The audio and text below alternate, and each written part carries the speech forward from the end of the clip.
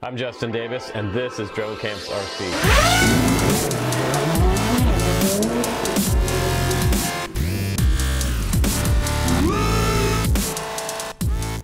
Hey guys, welcome back to the channel. I'm Justin Davis. Today, we're going to give an honest review of iFlight's IH2. You guys have seen the IH3 on my channel, and it's absolutely awesome. Well, they have modified this 2 version quite a few times, and they've added a lot of changes on the version 2 here. So they went the extra mile to make sure that this was a jello-free experience for you guys with that RunCam Split Mini 2 on board. So I'm happy to say that I came back with some pretty good footage. I think you guys are going to like it. So we're going to go outside now. We're going to test it out line of sight first. Listen to it on 2S, see how those motors sound, see if there's any sort of audible vibrations that are being able to be heard out of these props. I'm using the Hulky 1940 props on here. There was the best result for the least amount of jello. So I'll show you my initial flight test with it, with the way I have it set up with these props on it, running a 2S battery. And then we'll go out and we'll also try a 3S battery as well. And if you guys want to have a chance to win the Mobula 7 HD on my channel, please do become a patron on the channel. There's a link down below that says Be My Friend. And you guys can hop on my Patreon and also get involved in the Discord chats, which are super duper awesome. Really, really nice because we do have moderators in there.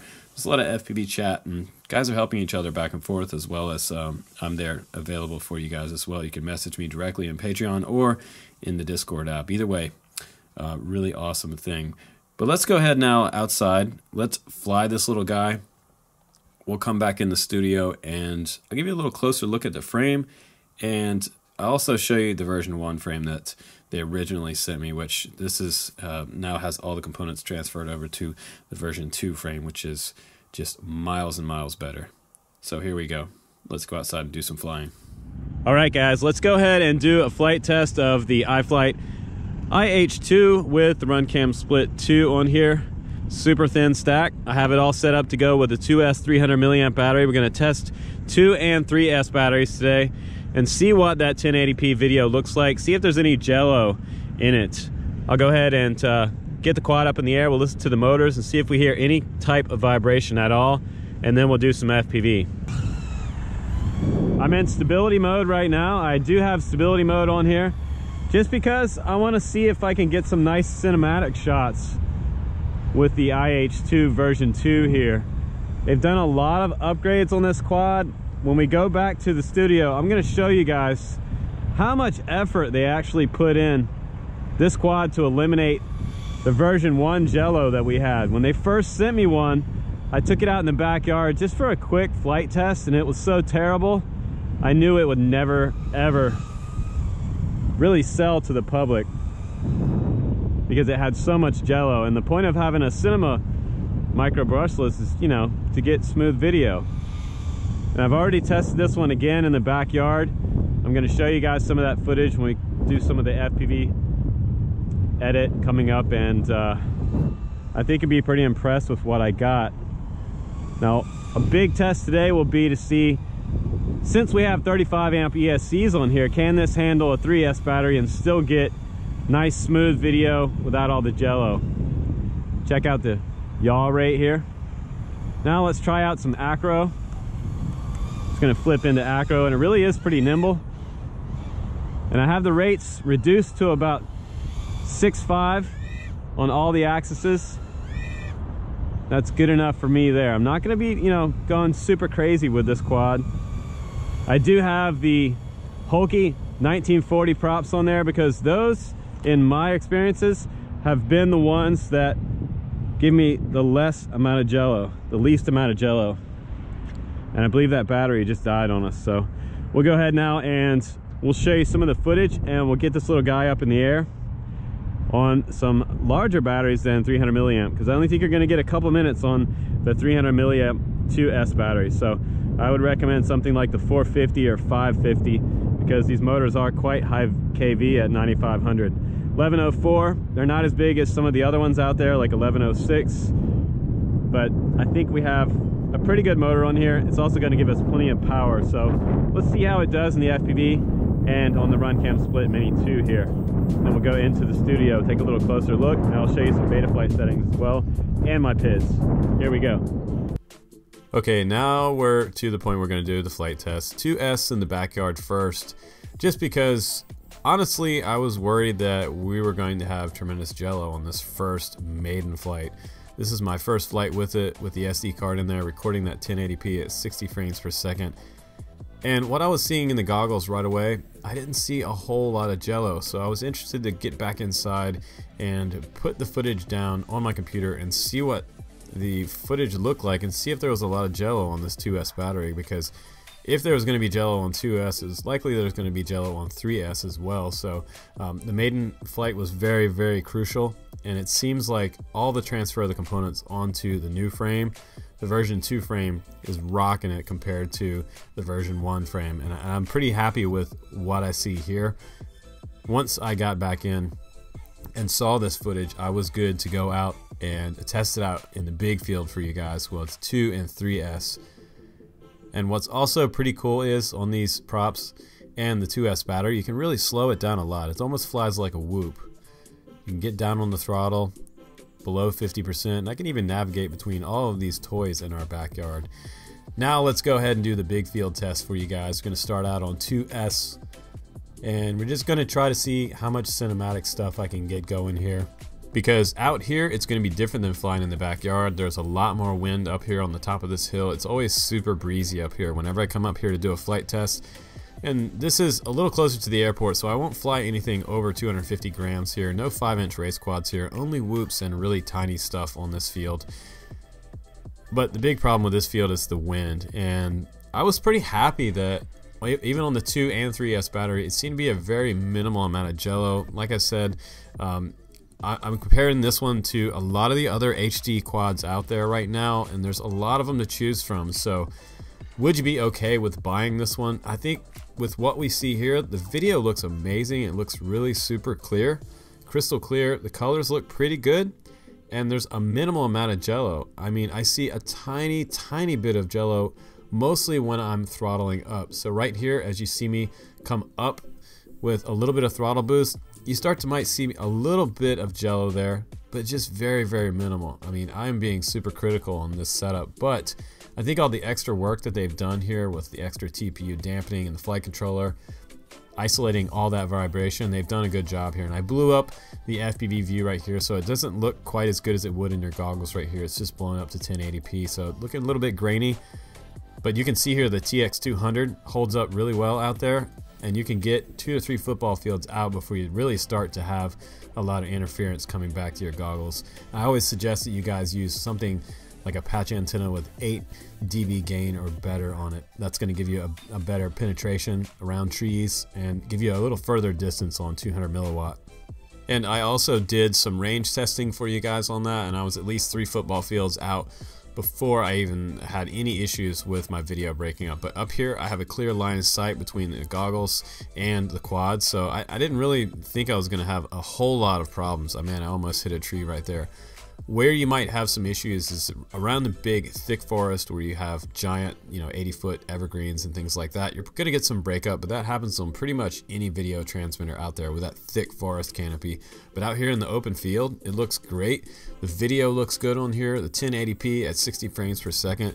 If I was to take this one out to try to get some cinema footage, I would put it in stability mode, and I would get those straight ahead flight shots that would just look amazing, and come back with something really dramatic to be able to edit for you guys. I'm pretty confident that this quad could do just as good as the 85X did, with probably a little more durable setup right here. This frame is going to be way more durable than the version 1.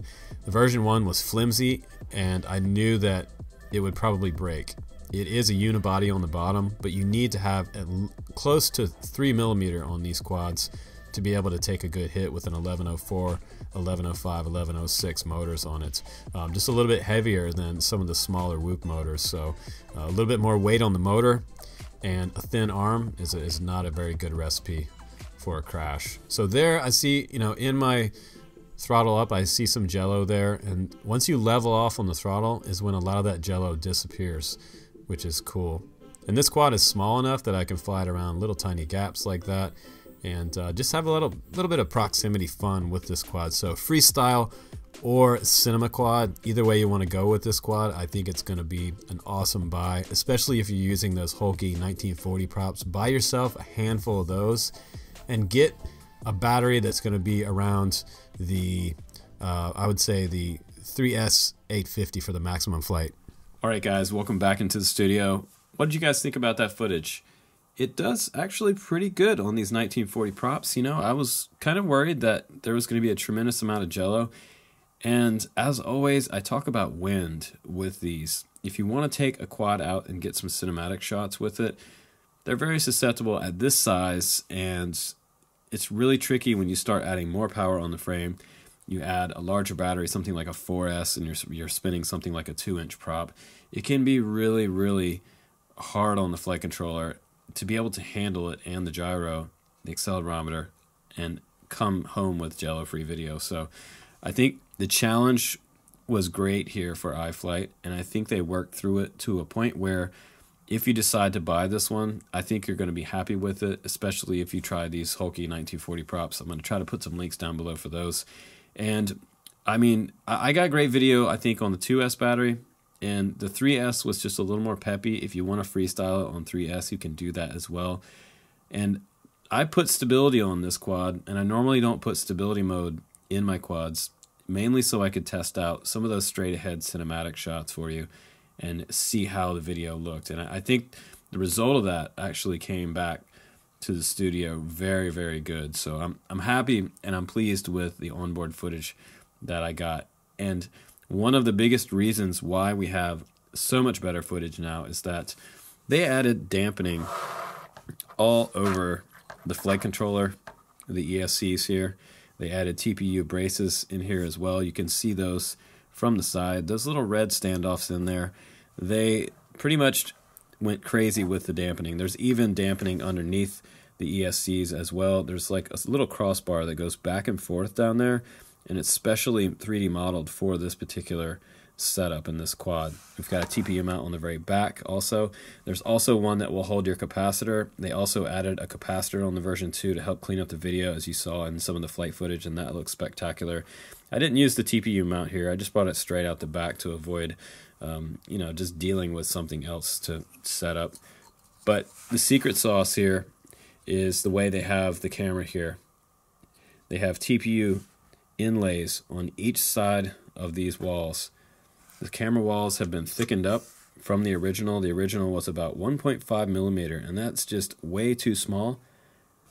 Also, the frame was around 1.5 millimeter, and they've gone from 1.5 to 2.5 millimeter. So they thickened up the frame, the sidewalls, and the top plate. So now the top plate's even thicker as well. This is the older 1.5 millimeter top plate, and this is the new top plate, and look how much beefier that is. With all of those changes, we now have a quad that flies and gets decent video. I also took the liberty to put one more set of grommets on the outside, just on the inside of this camera right here. You can see that little black O-ring right there, and there's one over there. And I do not have the brace going across the front right here. There's a little black brace that can go underneath there, just like this. It's the exact same size as these on the side.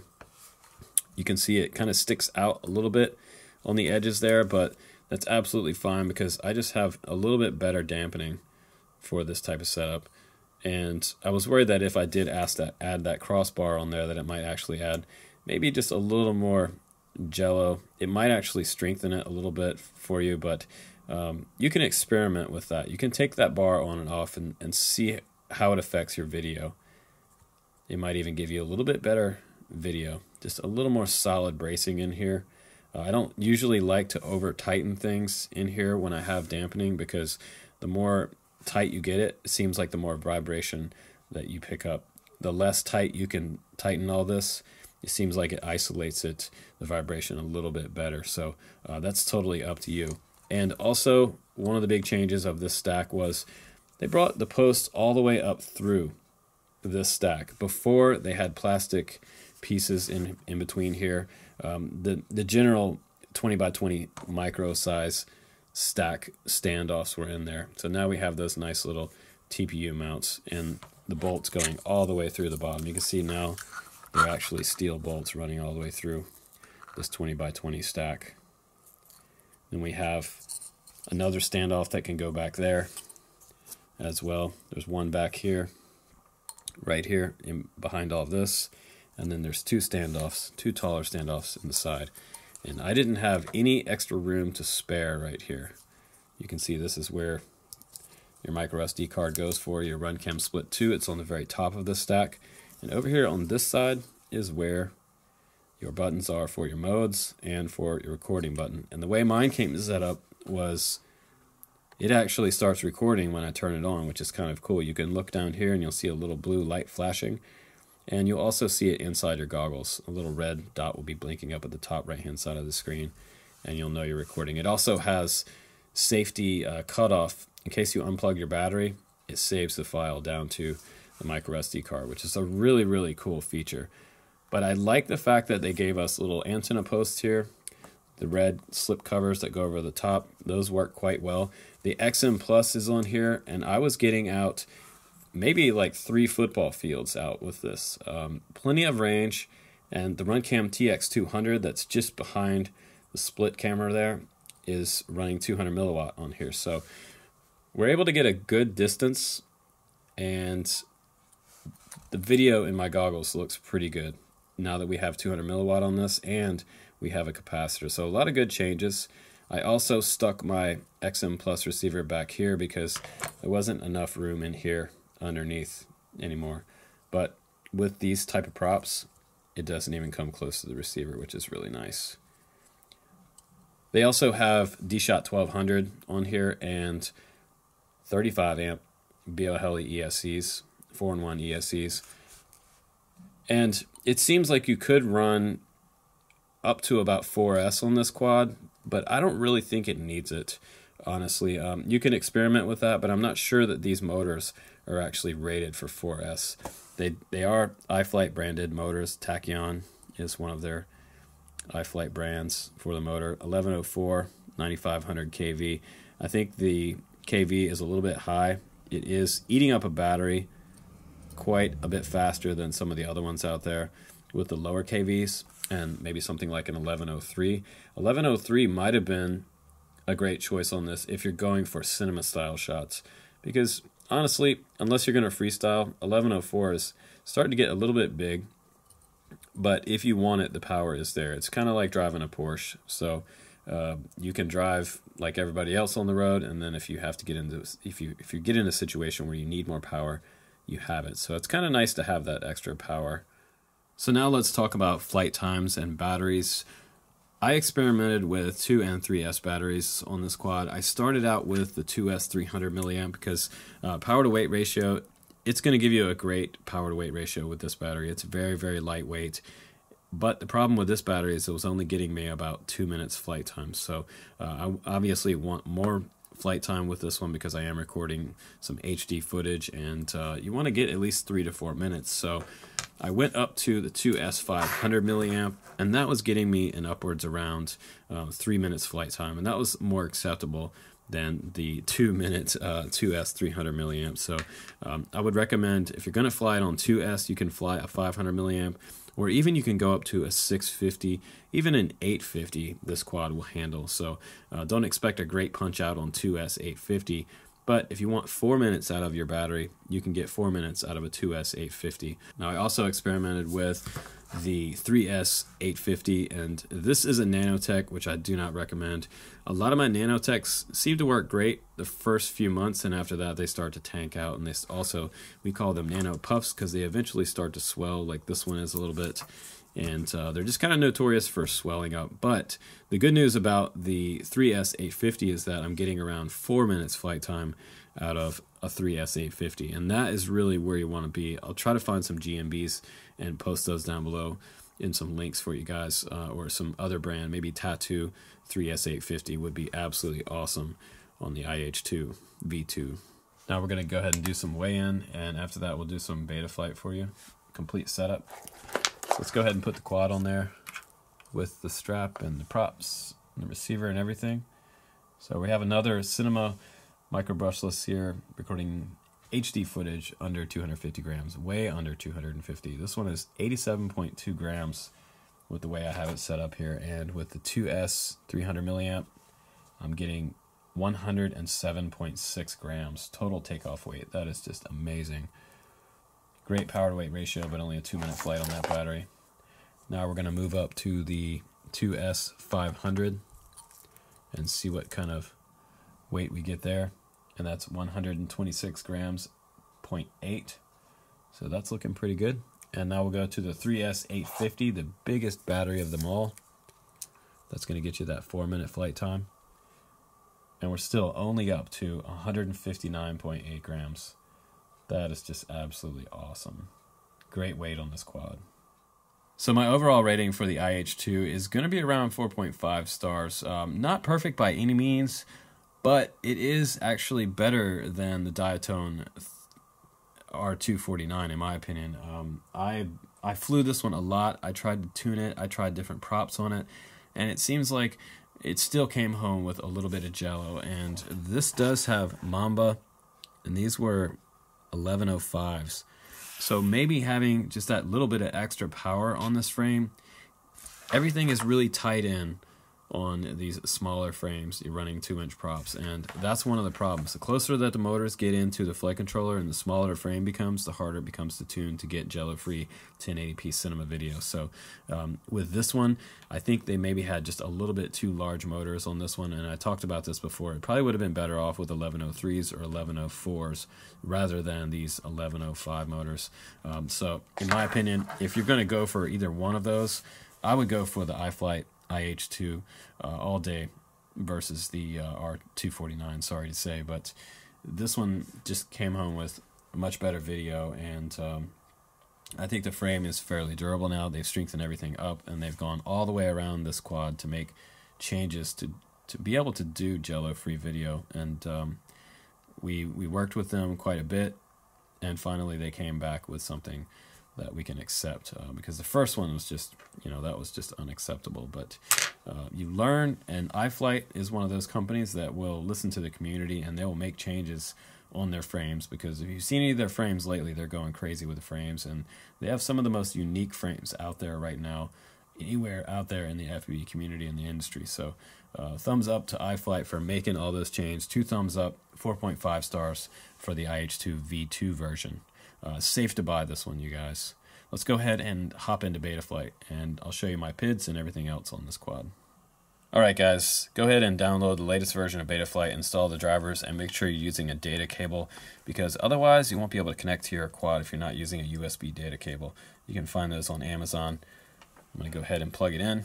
We should come right into Betaflight. We can check our orientations first. That's what you want to do if you're following along with this video, to set everything up. Go ahead and hold the quad facing you like this, reset the Z-axis, and check all of your quad flight controller orientations. Also, when you're going to put your props on, notice in the configuration, we'll just hop right into the configuration here, they have it reversed here. So that's going to be props out configuration. So that means that the right rear is going to be going to the left, front left is going to be going to the left as well, front right is right, and the left rear is going to be going to the right as well. So that's a props out configuration. That should give us a little bit less issues with lumber, or hopefully get us out of a tree and keep us out of those tree branches. Now we'll go back to the ports real quick. We'll go down to this. This is the second tab in the setup. So we're going to go, first one is going to be run cam device. It's going to be on UART3 over here. You want to have that selected. You can add switch controls for starting and stopping the video and things like that. That's pretty cool, and that's why they have that selected there. If you choose to put some of those actions on a switch on your radio, you have that option. UART6 is where your XM Plus is going to be on Zero RX. Go ahead and save and reboot now, and you're going to come back inside Betaflight. And now we're going to go to the configuration, and we have DShot 1200 here. That's super awesome. Make sure you have motor stop off. Disarm motors regardless of throttle value, yes, and the motor idle throttle value is 4.5.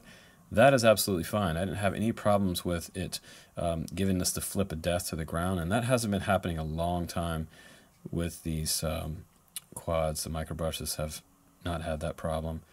We have board sensor alignment all zeroed out, 8K for the gyro update frequency there, accelerometer. We can turn off barometer. You don't have barometer on this board. I'm going to go ahead and check out the rest of this before I save and reboot. Receiver should be set to serial base receiver spec-sat S-Bus, and that is going to be for your XM Plus there.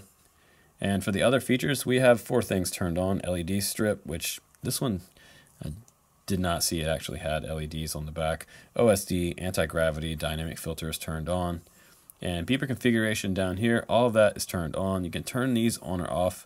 Not a big, huge deal there. So we're going to go ahead and save and reboot. You've got those settings on, hopefully now. And now we're going to go down to power and battery tab. This is where you're going to turn down the minimum cell voltage 2.9, maximum cell 4.3, warning cell voltage 2.9. That way it doesn't start beeping at you when you throttle up when you're doing your punch outs. Now we're going to go down to Failsafe after you've saved that. Failsafe we're going to set to drop there.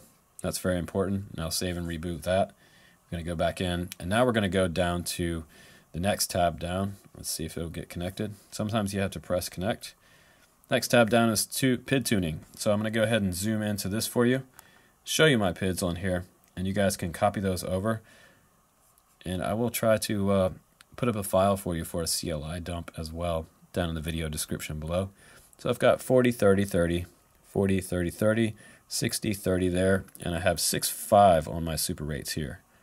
So I toned it down actually. It came set up to 70, but I wanted a smoother and slower turning quad because I was looking to get those cinema shots. And if you decide to use this quad for cinema style shots, you want to turn down your super rates to something like 6.0 or 6.5. If you want to freestyle it, you can bump it all the way up to 80 and go crazy. So now we're going to save there, and we're going to go down to the receiver tab, and it's not showing me my channel maps moving, so what I'm going to do is plug in a battery here, and we'll plug in a 2S battery. It doesn't make a difference. Okay, now we see that everything's active there, so we're going to check your left stick first. Y'all should look like that, left and right. Okay, throttle should go up and down like that from about 2,000 down to just below 1,000. And now the right stick, we're going to check the roll axis, left, right. Pitch is going to go up like that and down like that according to your stick. Push your stick up, it goes up, push down like that. Okay, now we're going to check the arm switch is aux 1. That's working. You want to remove your props, of course, and our mode switch is going to be aux 2 here. And I have stability on my first position, and I have Acro on the second position down. I do not have a beeper on this quad, so if you want a beeper, you can update this quad from Betaflight 3.2.5 firmware on here. It's actually the firmware, if you're looking for it, it's actually going to be Omnibus F4 SD firmware. That's SD, Omnibus F4 SD. Update that, and you can use some D-Shot beeper on this quad. So that will be your only beeper on here unless you add a physical beeper, but there's not a whole lot of space here for it unless you get a super tiny one. And normally I have my beeper on aux 3 right here. So we're going to save that. Your channel map should be set to AETR for your XM Plus, and that will be the FR Sky selection there in that list. So if everything looks out of whack here, the first thing you want to do is change your channel map to FR Sky if you're using the XM Plus, and save that. Now we're going to go down to the modes. My arm switch, like I showed you before, that little yellow bar should move into here, and I could actually scoot that over just a little bit. Doesn't need to be hanging all the way out there like that. It will save, and you see it arms when I go into that yellow bar right there. Now I'm in angle mode. We're checking out aux 2. You want to select aux 2 there for your modes. So you see how it's free floating here. That's in Acro. And the next one down is beeper, but it doesn't make a difference for beeper until I update this to the latest version of Betaflight that supports the D-Shot beeper beacon. Now I'm going to save that, and I will update it later, and it might even fly better on the newer Betaflight. Next thing you have is full OSD on this quad, and this is pretty awesome. You can get really crazy with this, or you can leave it fairly minimal like I have it here. I don't like a lot of stuff on the screen when I'm flying because I think it's distracting. The biggest things I want to see is the name of the quad. I want to have my battery telemetry right here and my fly minutes over here. That's timer 2.